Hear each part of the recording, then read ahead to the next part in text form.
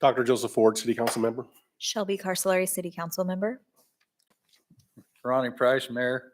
Troy Tabor, City Council Member. Tim Berry, City Council Member. Buck Buchanan, Police Chief. Donna Davis, Chief Financial Officer. Lance Onstadt, Assistant City Administrator. Chad Russell, Fire Chief. Rick Lancis, Director of Public Works and Utilities. JT Klaus, City Attorney. Les Mangus, Director of Community Development. Jennifer Coslin, City Administrator. And Susan Renner, City Clerk, is sitting down. All right, this time Brad Tuggle's going to lead us in invocation.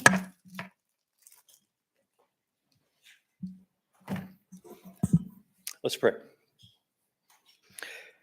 Father, thank you for such a beautiful spring day. Thank you for the rebirth of your creation as everything comes to life that reminds us that it is you who give life. We thank you for this community, for all who work here so hard. Thank you for those who protect us. For the first responders, we ask your protection over them and over their families.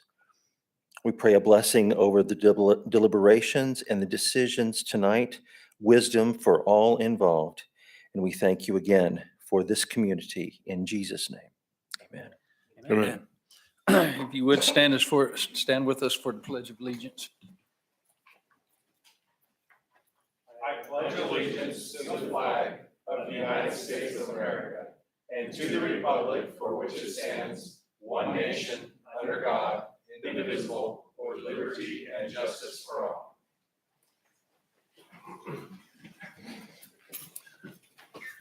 All right. At this time, I'll open up the floor for a public forum.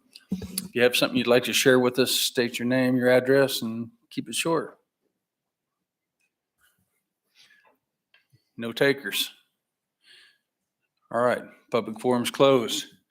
Acceptance of agenda. Mr. Mayor, Yes, sir. I move to accept the agenda as presented. Second. Any further discussion?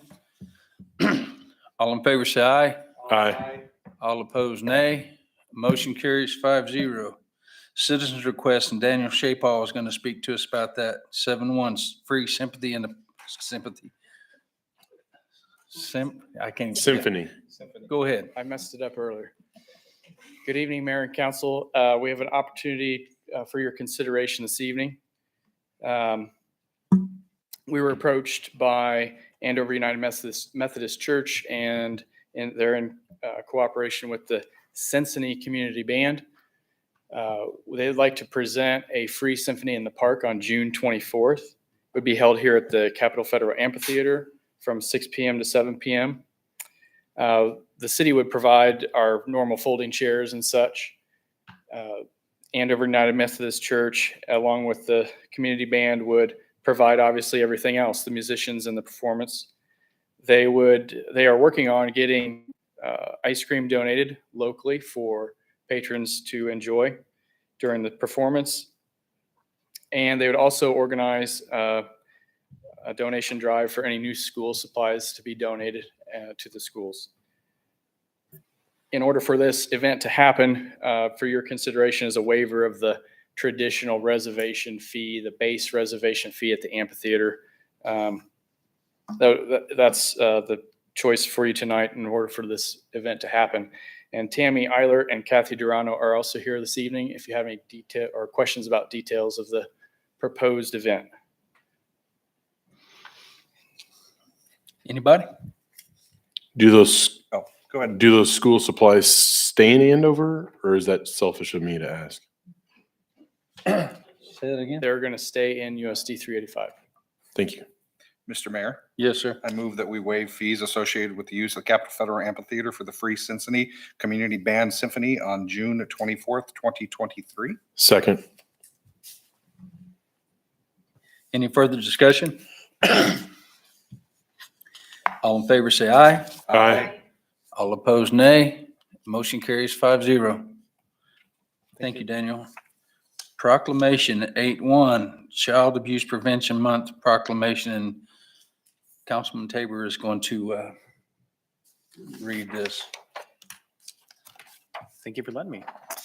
All right. Whereas National Child Abuse Prevention Month will be recognized throughout the United States during April of 2023. And whereas preventing child abuse and neglect is a community problem that depends on involvement among people throughout the community. And whereas child maltreatment occurs when people find themselves in stressful situations without community resources and don't know how to cope. And whereas the majority of child abuse cases stem from situations and conditions that are preventable in an engaged and supportive community. And whereas child abuse and neglect can be reduced by making sure each family has the support they need to raise their children in a healthy environment. And whereas child abuse and neglect not only directly harms children, but also increases the likelihood of criminal behavior, substance abuse, health problems such as heart disease and obesity, and risky behaviors such as smoking. And whereas all citizens should become involved in supporting families and raising their children in a safe, nurturing environment. And whereas effective child abuse prevention programs succeed because of partnerships created among social service agencies, such as schools, faith communities, civic organizations, law enforcement agencies, and the business community. And whereas together we can strengthen families and prevent child abuse from the start. Now, therefore, I, Troy Tabor, do hereby proclaim April as Child Abuse Prevention Month in Andover and call upon all citizens, community agencies, religious organizations, medical facilities, and businesses to increase their participation in our efforts to prevent child abuse, thereby strengthening the communities in which we live. Thank you, Troy. I appreciate it. 8-2, boys basketball team proclamation, and Mr. Barry, Councilman Barry is going to read to us. Gentlemen, if you want to come up front for me, I'll go ahead and read this, and Mr. Mayor will hand out the pins for you guys. Whereas the Andover High School boys basketball team earned its first state championship in March, and whereas the Trojans defeated Cape and Mount Carmel for 54-46 at the 5A state tournament in Emporia to claim the championship. And whereas the victory claim, a day of Andover High School had a 55-54 semifinal win over the previously unbeaten Highland Park. Woo! And whereas the Trojans ended the season 23-2. Fantastic.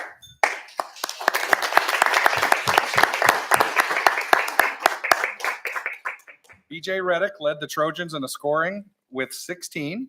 Chris Harris scored 14. Raise your hand, BJ. Chris, is he all right? And Blake Rucker, is that right? Did I say that right? Had 13. And whereas in some ways the victory rectified the 2020 season when this year's seniors were freshmen, the Trojans were favored by many to win the state championship. But the tournament was cut short in the emerging days of the COVID-19 pandemic.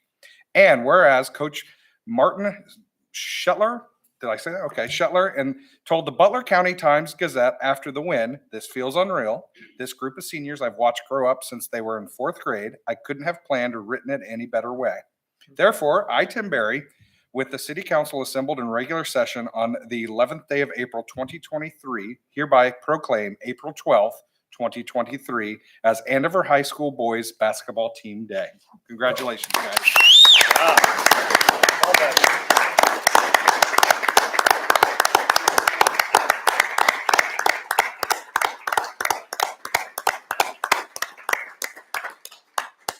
Way to go, fellas. Good job, guys. That's amazing. The average height went way up. Yeah. Yeah.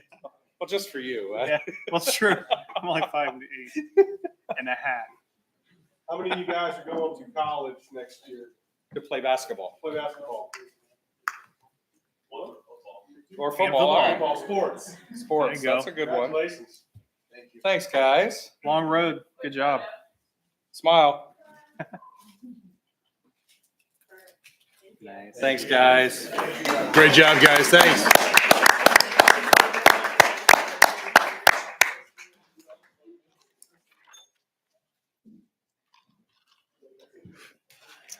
Cool. Yep.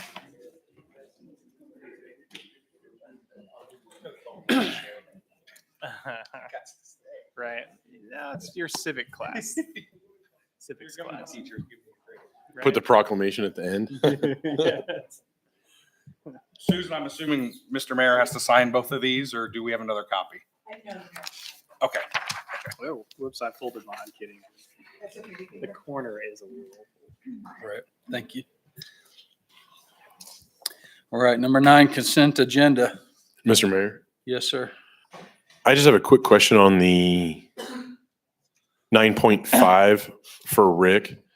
On the bids for the street there, do other streets get laid with, was it 5 versus 7?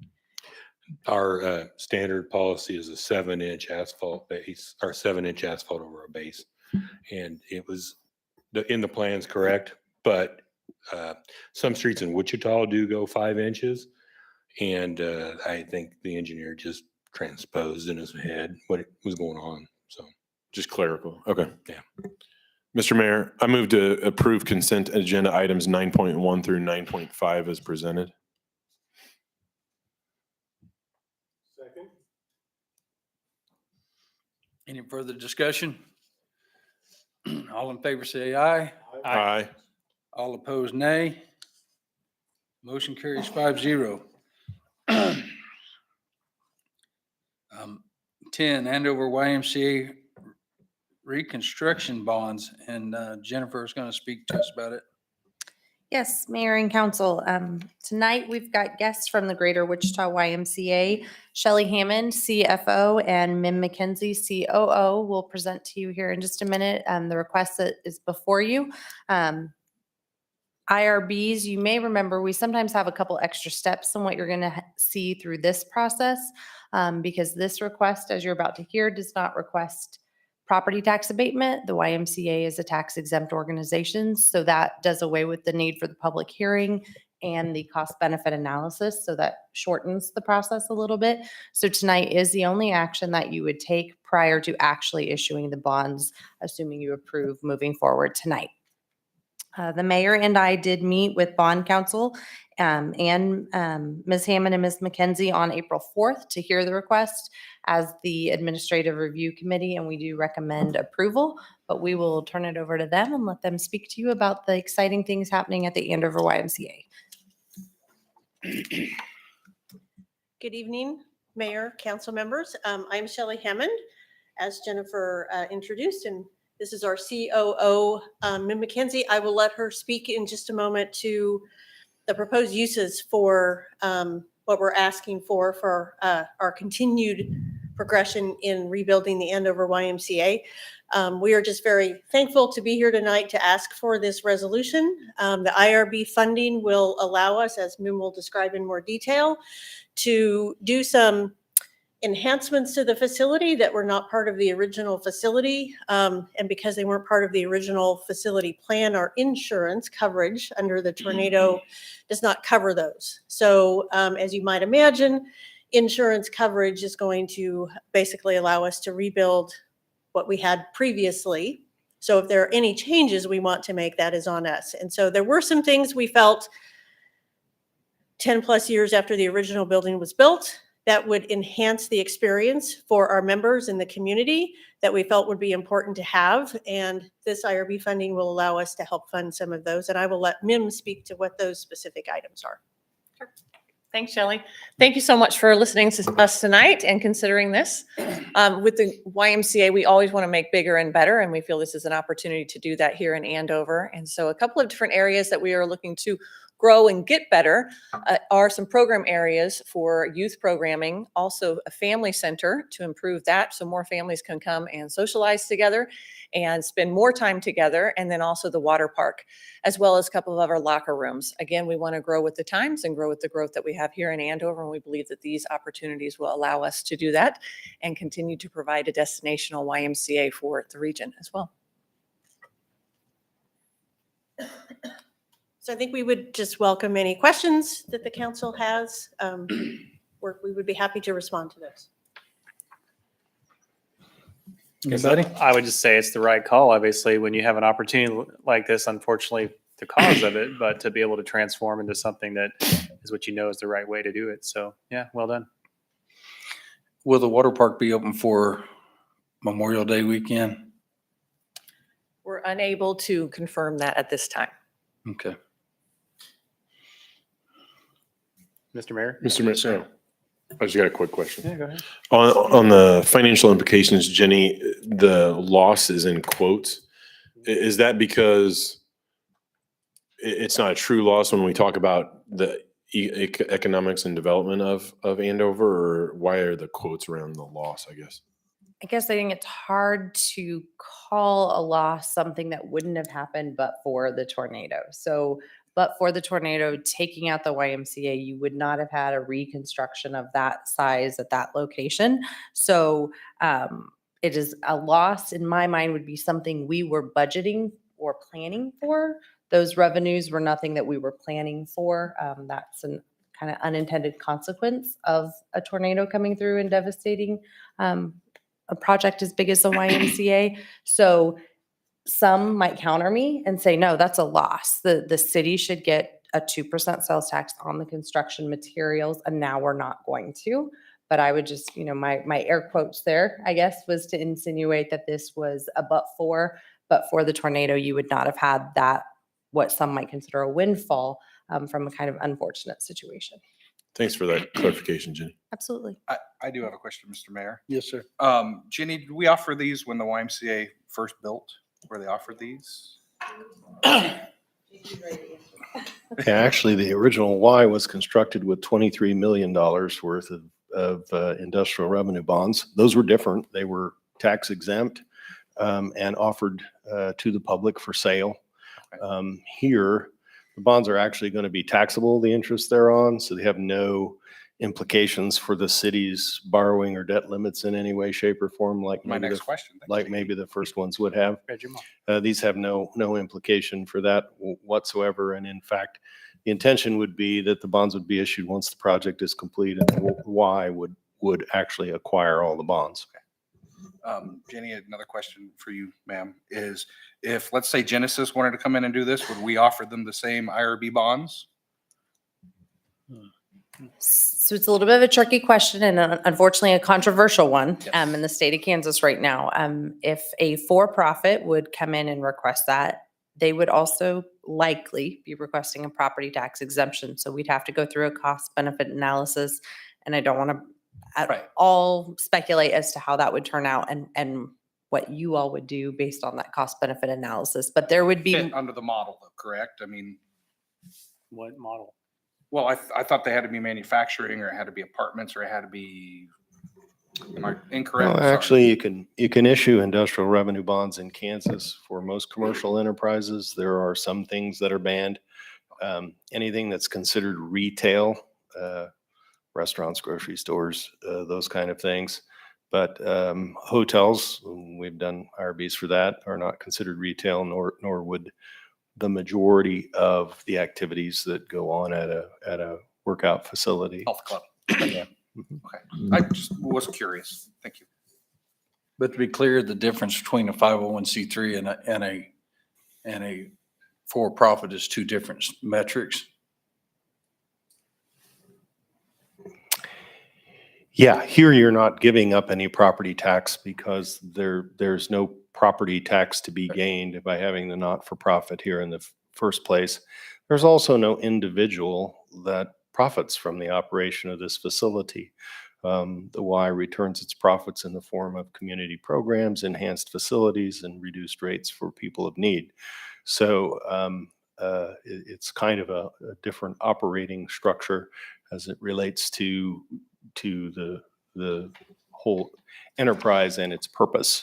So I think those are things you could take into account. And I think Jenny's right. It's been a controversial topic. Sometimes people drive by from the outside and say these things look the same, but their operations are different. Mr. Mayor. Sorry, Troy, I got one more question. In regards to the early childhood development center that we lost in the tornado, will that be, how much will you be increasing the capacity in the newer facility?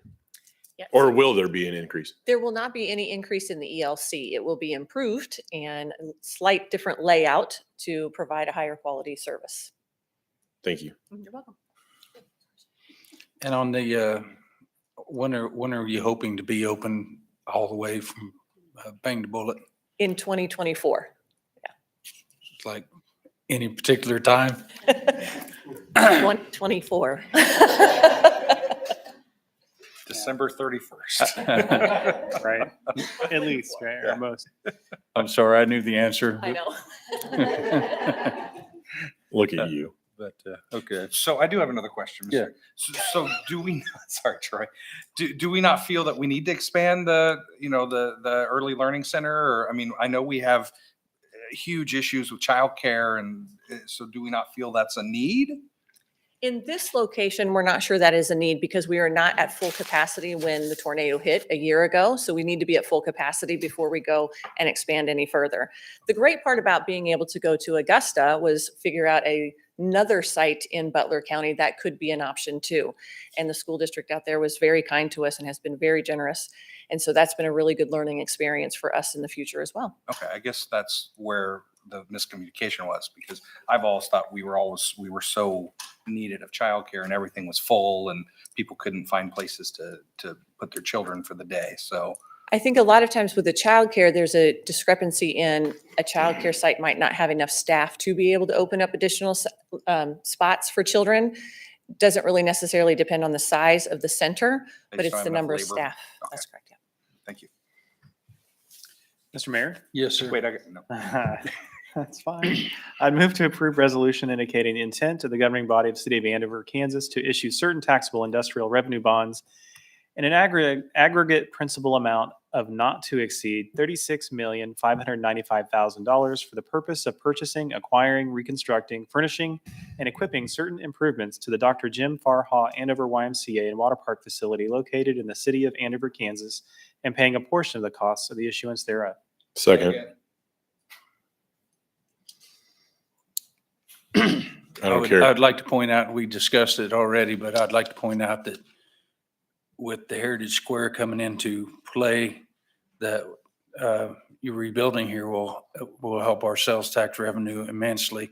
So for that, I appreciate it being rebuilt and we'll all benefit from it. So thank you very much. Any further discussion? All in favor, say aye. Aye. Opposed, nay. Motion carries 5-0. Thank you, ladies. Thank you. 2023 to 2024 employee benefits recommendation for renewal. Chastity Page is going to speak to us tonight. How are you Good tonight? evening. Doing well. How are you guys? All right. Good. As we mentioned back in January at the meeting, due to significant increases in premiums from Blue Cross and Blue Shield, we've determined it would be more beneficial to move to unbundled, self-funded plan effective July 1st of this year. With the guidance of our broker, IMA, and the Staff Insurance Committee, in which council members Henry and Carsolery participated in, we have devised a strategy, including participating partners for the upcoming plan year. And Jayla Miller with IMA is going to present. Good evening, council and mayor. It's good to see you all again. I feel like we've seen a lot of each other over the past several months, but all good things. So I do have a large packet that I included. I don't want to go through all of it in detail, but it's also to just show you the breadth of the work that the city staff, the Employee Benefits Committee went through in order to make these recommendations in front of you tonight. I did start this packet off with the conversation we had in December when we brought that fully insured renewal to say, how can we get out of this kind of rat race of renewals every year, and talking about the advantages of moving into a self-funded arrangement. And really it's for that long-term ability to contain cost over time. There's of course an upfront investment by the city, which we'll walk through. But overall, this is going to really be something that's going to be beneficial for the city and its employees in order to maintain benefits as a retention and a recruitment tool. On page 2, I have included the final financials for the renewal for this year. I've showed them against your current fully insured numbers. The column all the way over to the right of this page is the final renewal numbers.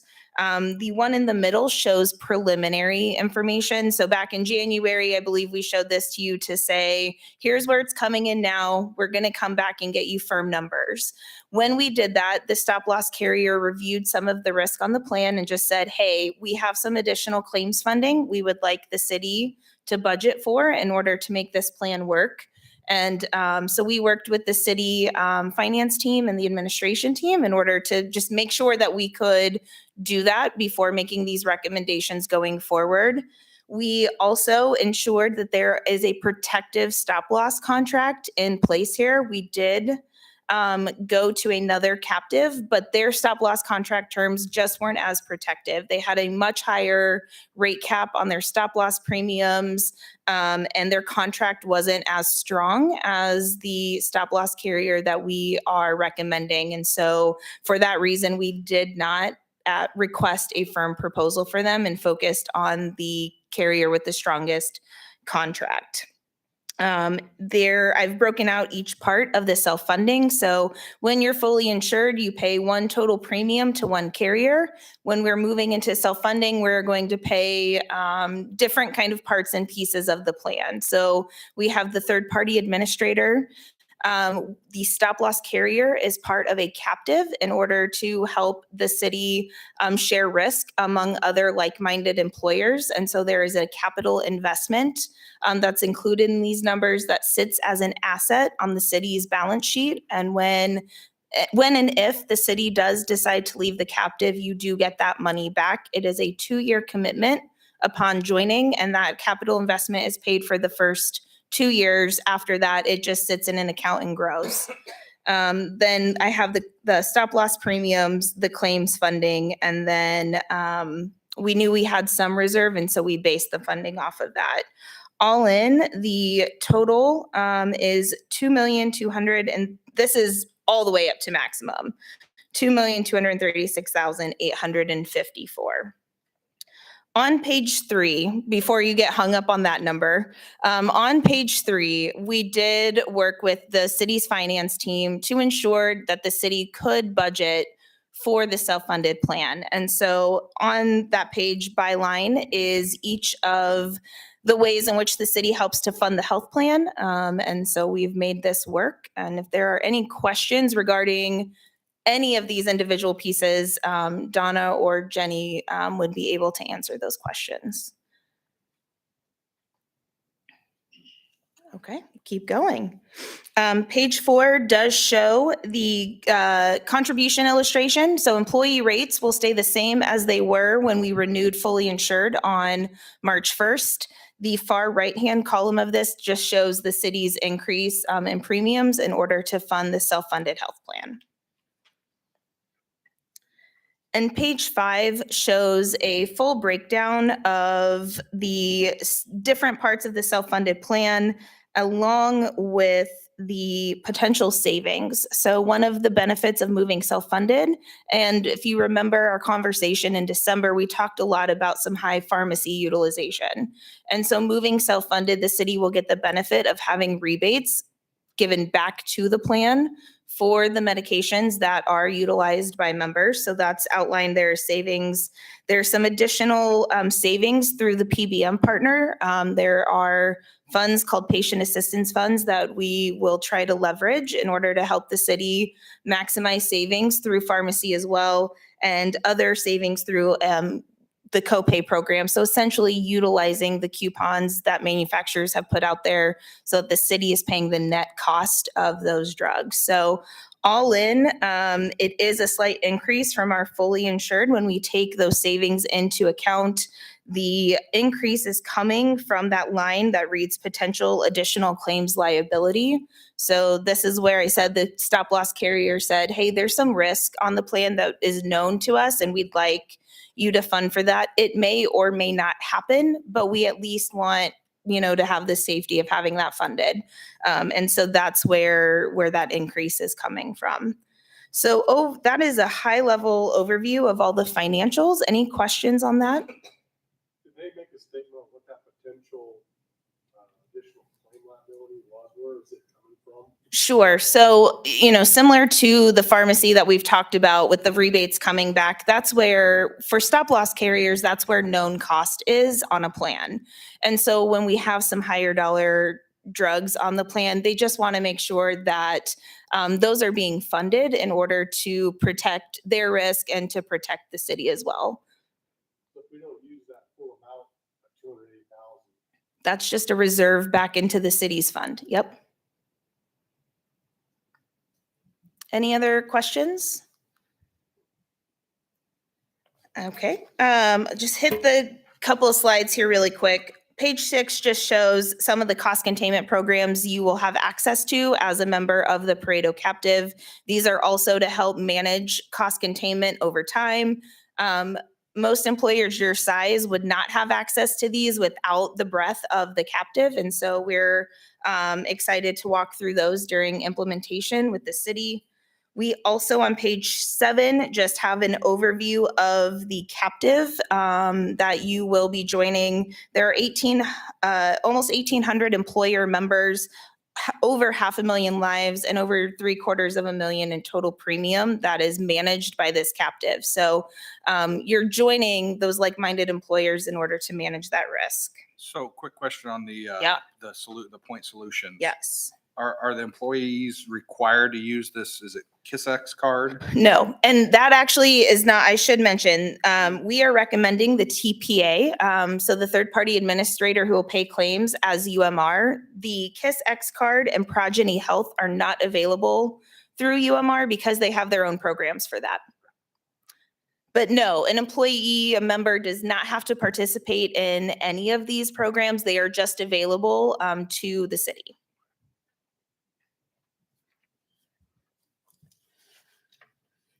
And I'm going to move then to page 8. One of the questions you may have is, we've gone through the financials, so how does this affect employees? So one of the things we walked through is a network disruption, and that's where the recommendation for UMR came into play. We looked at 2 TPAs, third-party administrators. UMR is owned by United Healthcare. Meritain is owned by Aetna, and in doing so, it gives you access to those large, broad national networks and those broad national discounts. Looking at UMR, the out-of-network claims were much lower, and especially on the excluded side, than Meritain. When I dug into what actually made up those excluded and out-of-network claims, a lot of it was for facilities that are out of state, that are also out-of-network with Blue Cross. There are some local emergency responders, things like that, that we will solve for to make sure that they are paid in network as we go through implementation. So I have no concerns there. And then on page 9 actually breaks down the top 10 providers. The majority of these are either chiropractors or mental health therapists. And our solution for this is to pay these types of providers in and out of network the same way. The one in red is already out of network with Blue Cross, so there's no additional disruption there. But if we pay these in and out of network the same way, that limits disruption, providers get an in-network reimbursement, and then members can continue to see these providers. So the members will not have to appeal, or it will be automatic? No. Okay. There may be some situations if, say, a provider wants to argue against getting that in-network reimbursement. I've actually had that come up in a situation, but we'll work through those as one-off cases. Oh, and there are large employers in the metro area who are using UMR as a TPA. And so I have good faith in this network. IMA, as an example, uses UMR, so I'm covered under this health plan and with this network. That's not why I picked it. It made sense for the city, but just to say, there's a lot of utilization here going through this TPA and network. Jayla, in regards to network disruption, could one say, even if we had stayed with Blue Cross Blue Shield, there's not necessarily a guarantee on not having network disruption anyway? Right. Because some providers could choose in the middle of the year to not go with Aetna. I know it happened at my local, Yep. in my dental office, Yep. last year. So, okay. Yeah, just I wanna mean, make that's a sure. business decision for providers, right? They get to make the decision on whom they're going, which insurances they're going to contract with. And we can do as much as we can to try to get, affected providers into the network. But at the end of the day, it's their choice, and we'll help work with employees on any claims issues that come up to bring those to a good resolution. Thank you. Any questions on the network for third-party administrator? Do we have anybody that has long-term care medical that their current, let's say their diabetes doctor isn't in this new network? I didn't notice that. I will go back through and look. We still have a few months to dig into that, but I'll go back and look and see. Any other questions related to network? Okay. Now to hit on the pharmacy side really quick, the page 10 is just showing you, so SmithRx is the pharmacy benefit manager, or PBM, that we will be utilizing. We requested proposals from 2 other PBMs in the marketplace. Their information is in the back of your packet. SmithRx had the most savings potential, the most rebate potential, and the least amount of disruption in their pharmacy or in their formularies. And so that's why we are coming forward with the recommendation for SmithRx. They've got some unique programs in the marketplace, and we think they'll be a nice fit. Are they used for Dillon's, Walgreens? Yes. Okay. Yep. Dan Duran. All those. Everyone is in network. And then page 11 shows the overall disruption. We are recommending that the city will implement with the global formulary. There is one drug that was used by one member that is excluded under the global formulary. This drug was last purchased in January of 2022. So even that feels like it's not going to be much of a disruption. There is some additional exclusions through the Pareto captive. They also try to watch over pharmacy and manage that. There are 2 drugs with 2 member impact. One of those members is termed, and the other drug was last filled in February of 2022. So again, the lowest amount of disruption of the 2 formularies. There will be some other pieces that come up, some potential step therapies and things like that. I've identified those members, and I'm going to work with the SmithRx team before the plan is active to make sure that they're communicated with on potential disruption. So a lot of prep work into this disruption has already happened. And Sorry. Yep. Do we have is there going to be a process, Jenny, or a procedure, maybe Chastity, on if someone does have something that is needed, that we as a city can look back and say, yes, we'll pay for this one, or no, we won't pay, or is that IMA? I mean, is that in-house or is that third party? So we can work through and provide guidance to the city, but as the plan sponsor, you will get to make those decisions. Final decision. All right. Thank you. Yes. So I guess my question is, who's that fall back on then? Is it you, Chas, or is it Jenny, or are we going to have a group? So one of the things that we've already sent to Chastity, and this is kind of the compliance thing that's later, is that there's a HIPAA privacy compliance person. So Chastity's got the training. She's going to go through all that. So when it comes to actual data that's identifying, Chastity is going to be the holder of all of that, and we'll work through her to make those final recommendations. Okay, so if the final recommendation is no, does the employee have a procedure to appeal higher? Absolutely. We'll make sure that, if there's some sort of disruption, and there will be, that we're going to work with those members to a resolution. What do other self-fund? Do they have a committee, or do they have 4 people? Do they have just You the know- owner of the company, or, what do they have? It's typically HR. Mostly HR is helping to make those decisions. Whoever's designated as the HIPAA, designated plan. Or am I making a big case out of nothing? Well, what I would suggest, Mr. Berry, is the process right now is far more cumbersome. Should you get a denial, which we certainly have had employees get denials for Blue Cross Blue Shield, and to try to walk them through that appeal process while keeping privacy and employers not Cost of paying learning it. too Now, we're- much. We're paying for it, so I mean, we have the final say per se. Correct. I'm just saying, I think this will be far more open, transparent, and available compared to what you currently get, which is just a Whatever- no. Whatever they say. Correct. Important to keep a narrow tunnel for that information, because, it's not like there's 5,000 people in the city. Right. It's not necessarily going to be super difficult potentially to suss out whose information is whose. So I think it's really important for that to really be filtered down to one person, if possible, unless there's a further appeal.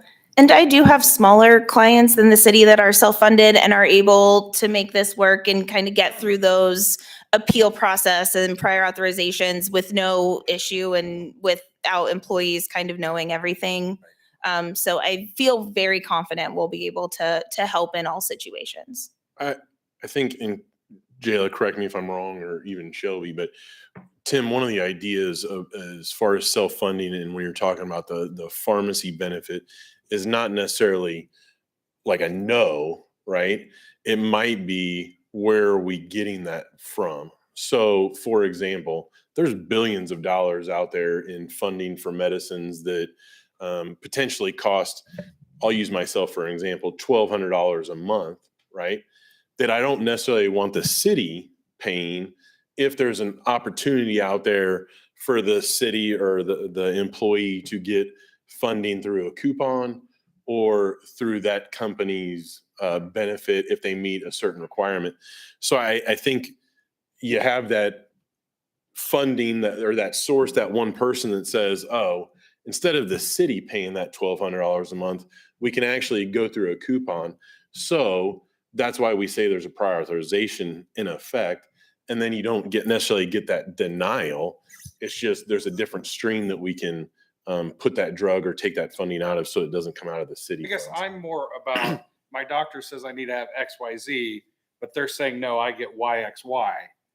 And there's a reason why he prescribed XYZ and they're denying it. So is there a process that the city, Chastity or whomever says, yes, we will fund it at this rate or whatever it is? So that will be determined actually during implementation, how the plan is going to function in those situations. So the city will have full control over what procedures get prior authorizations and those sorts of things so that, if there's something that we know happens a lot or we've heard there's some issues, they can take care of it. It won't be subjective.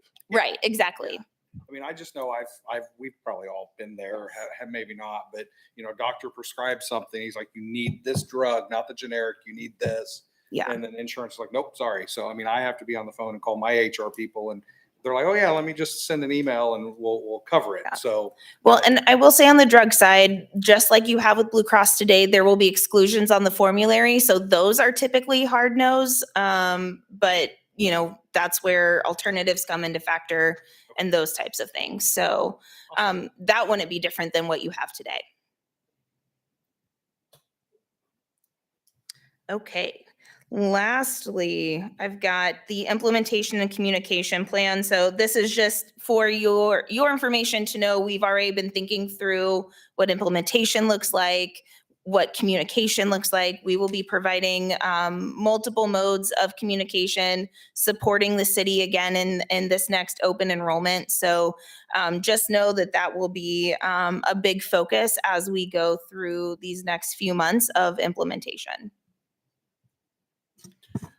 I got a question. Did you at all look at the HSAs or FSAs that I asked about? Yes. So we want to keep moving into the self-funded arrangement. We're going to keep the same plans that we have in place today. That'll just make it easier. And then we're going to look at adding the qualified high deductible health plan with an HSA next year. Gives us a runway to communicate. But that just would have been a lot of change in moving self-funded, trying to come up with a new plan design as well. So we want to kind of get this in and then move forward with that next piece. Yes. And that's why, Jayla, we went with the 16-month plan on those renewals for the dental, because that's staying with Blue Cross Blue Shield. Yep. The vision, the flex spending, and COBRA administration use insurancy, right? Is because that 16th month will take us to next year's renewal of the self-funding.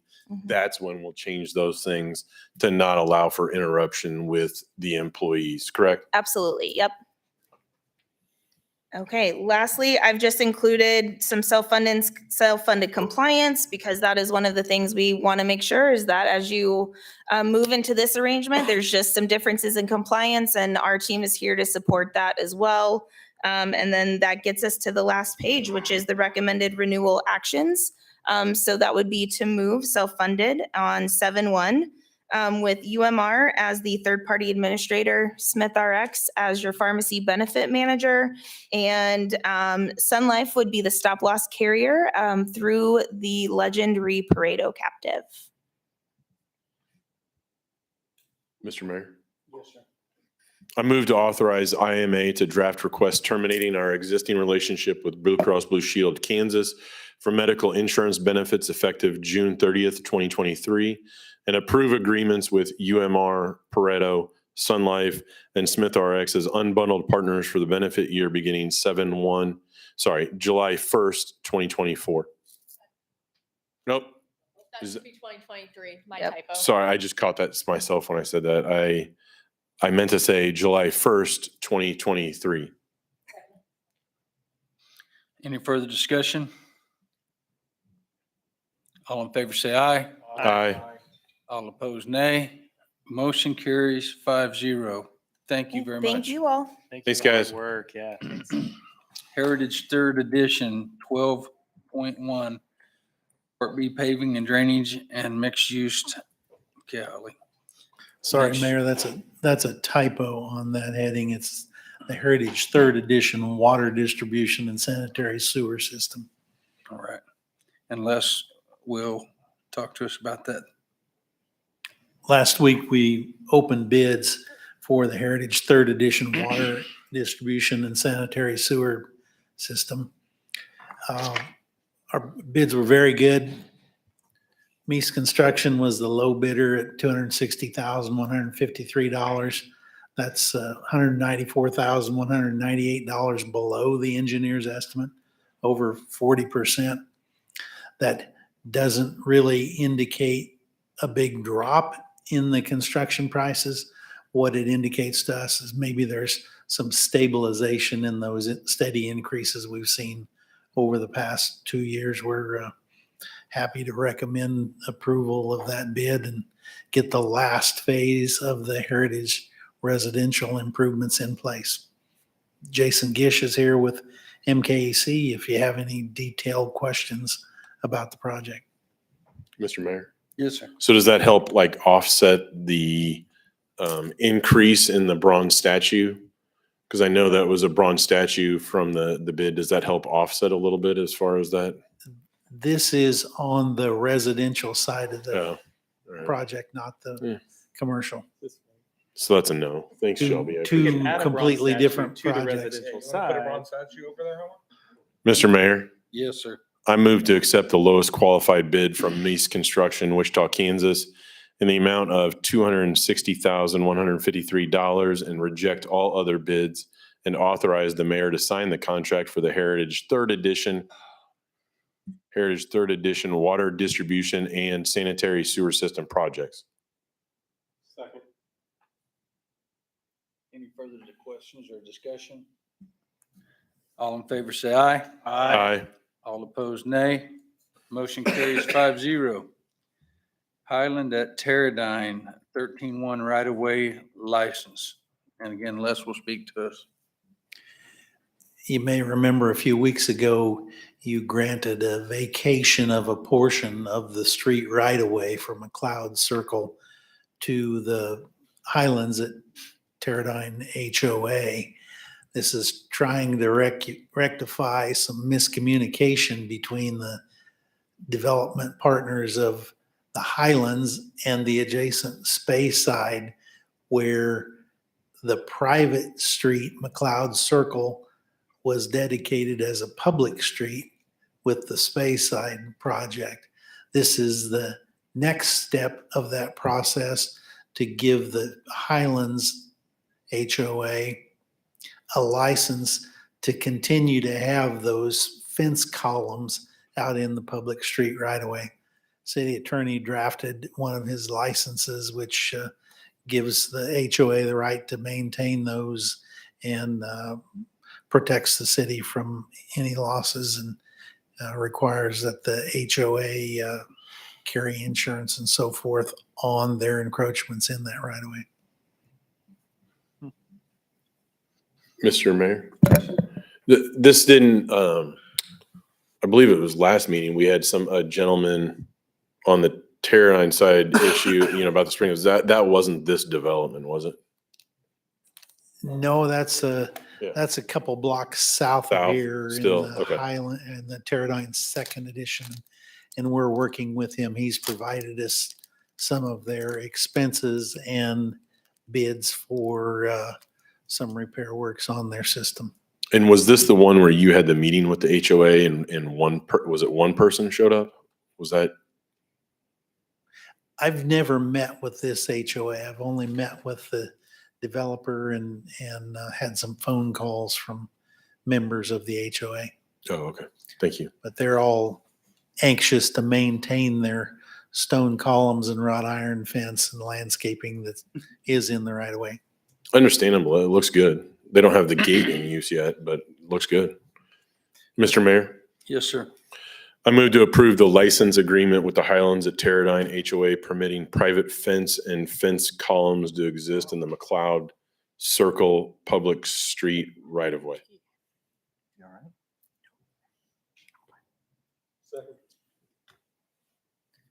Any further discussion or questions? All in favor, say aye. Aye. Aye. All opposed, nay. Motion carries 5-0. 14, executive session, 14-1 land acquisition, KSA 75-4319B6. Mr. Mayor, Yes.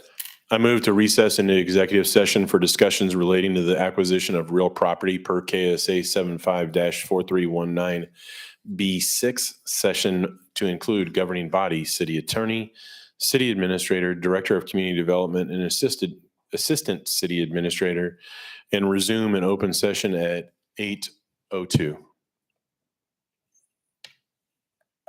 Second. Any further discussion? All in favor, say aye. Aye. All opposed, nay. Motion carries 5-0.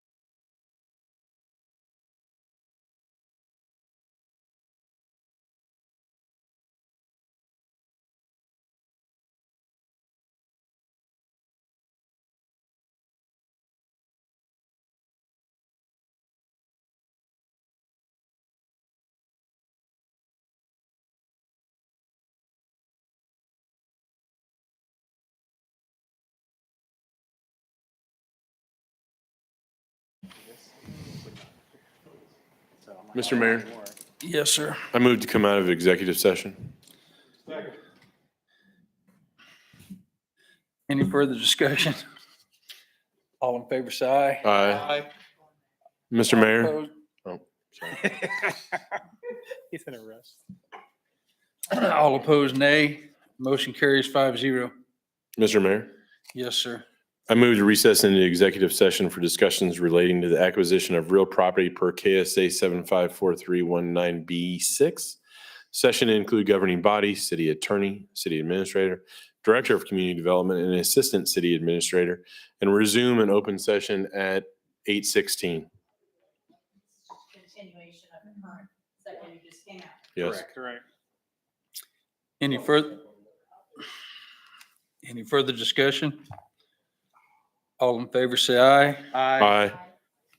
All opposed, nay. Motion carries 5-0.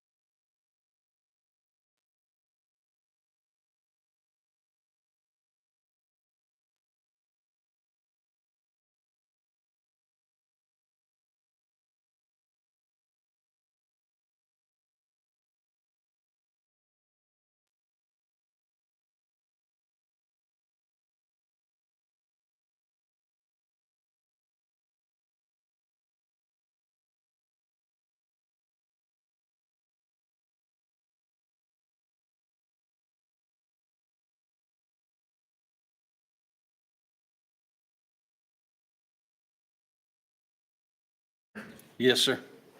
I move to come out of executive session. Any further discussion? All in favor, say aye. Aye. All opposed, nay. Motion carries 5-0. Mr. Mayor, Yes, sir. I move to engage the law firm of Triplett Wolf Garrettson or such other firm to initiate necessary eminent domain proceedings to procure. Am I reading it right? Procure parcel numbers R23692 or portions thereof for development of Founders Parkway road improvements within the city of Andover, Kansas. Second. Any further discussion? All in favor, say aye. Aye. All opposed, nay. Motion carries 5-0. Member items, and I'll start with Mr. Barry. Actually, I don't have anything tonight, Mr. Mayor. All right. Real quick, we had a pretty neat presentation today at WAMPO that CEDBR at WSU put together. They do a report every year on various economic indicators, and they were showing the region's cities and where they ranked for various things, and Andover was number one in all of them. That was amazing. I'm just throwing that out there. It's pretty awesome. Jennifer was there. Yeah, it was pretty neat. What'd you say, Les? Healthy, wealthy, and wise. Yeah, that's what it was. Yeah, totally. Yeah, cool. It's all because of us. No, I'm kidding. Because of this team. I'm just kidding. Shelby? I was on the insurance committee, and I am just super appreciative that all of the department heads were there because it's just such a huge decision for just one or two people to make for the whole city. And they just asked great questions there and just kind of threw the book at, the girls at IMA, which were excellent. They really made everything simple for us and laid it out for us in a great way. So just thankful that we have great city staff that are willing to take the time and just dig into those things, because I think it's going to be overall a way better system, a way better way of doing insurance in the future. And I'm just glad I got to be a part of it. That's all. I have to correct myself from last meeting member moments when I was sharing about the McConnell Air Force Base's impact to the region. I think I quoted like 90 million. I was way off.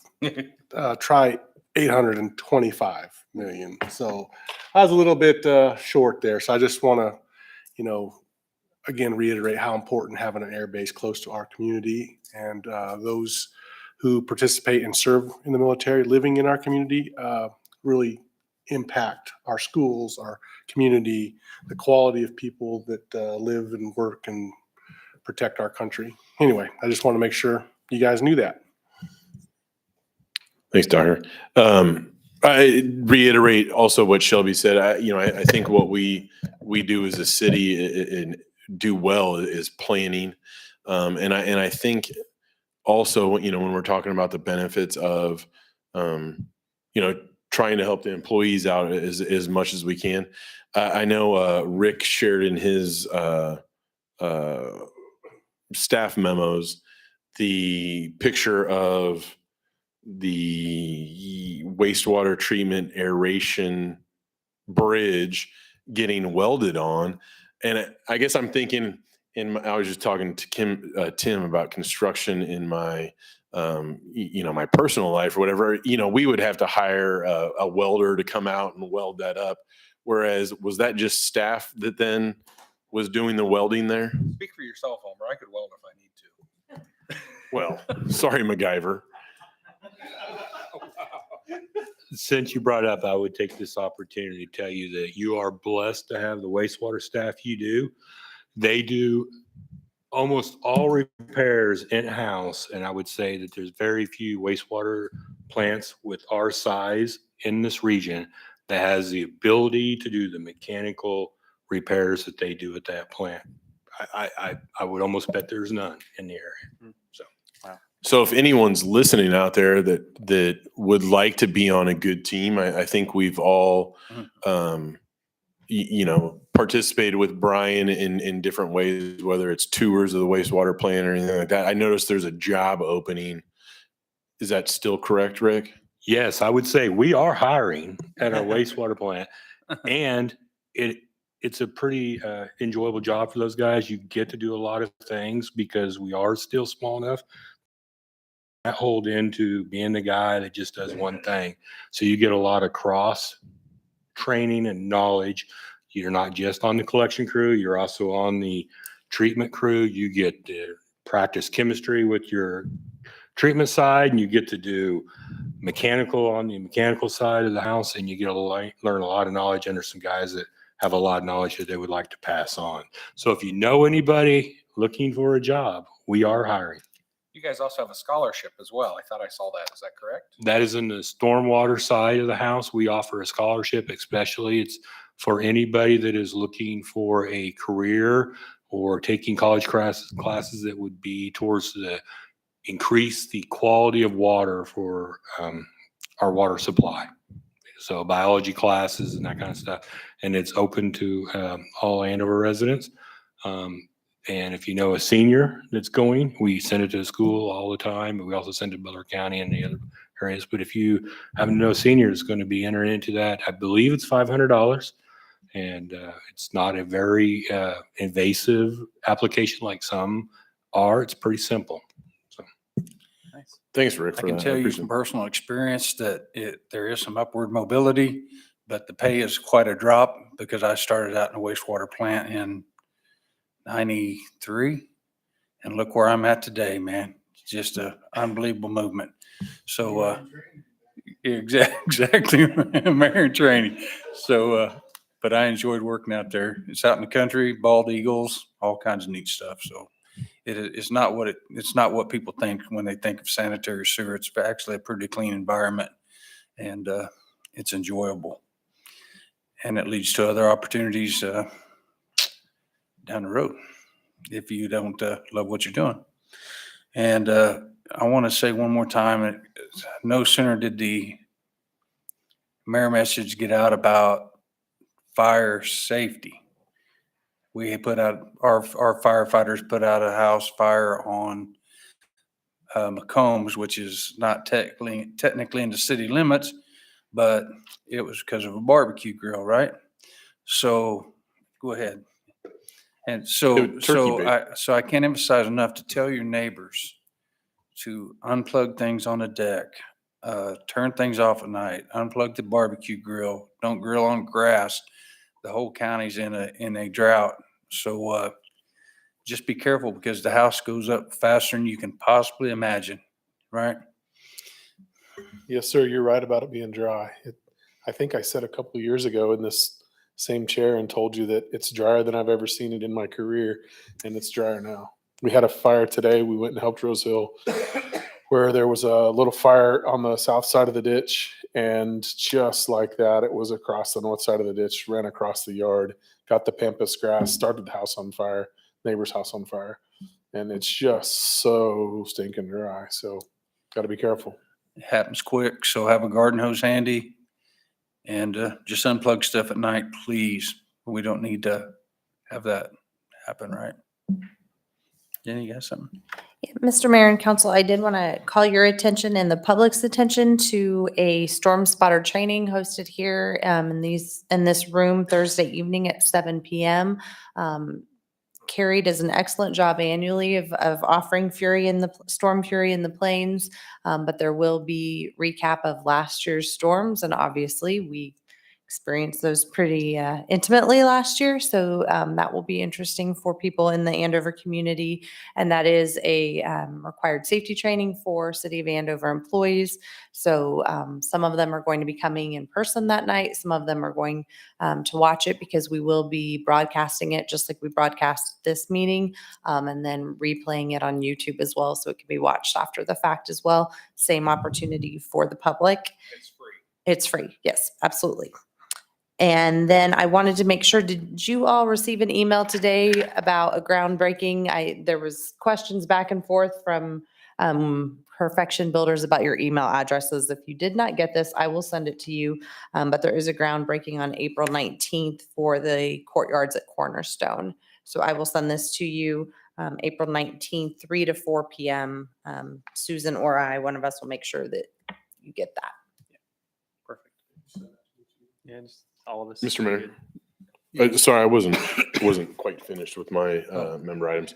For the Long-Term Recovery Committee, just update, 73 families have been touched as of the last meeting, awarded over $255,000 right now. And we still will have one more meeting before the anniversary of last year's tornado. So that's it. Thank you.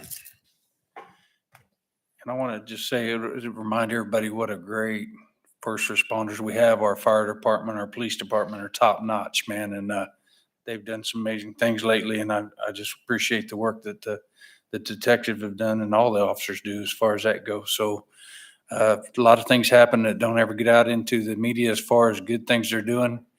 But our city's safe and our fire department's on time every time. So we're very fortunate.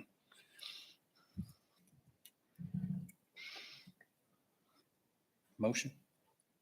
Mr. Mayor, I move to adjourn. Second? Anybody? Second. All in favor? Aye. Motion, what am I saying? Adjourn, meeting adjourned. Motion adjourned. Motion is adjourned.